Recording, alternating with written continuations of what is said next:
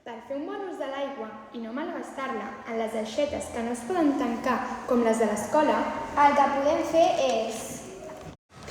Primer, agafes sabó i et rentes bé les mans durant una estona.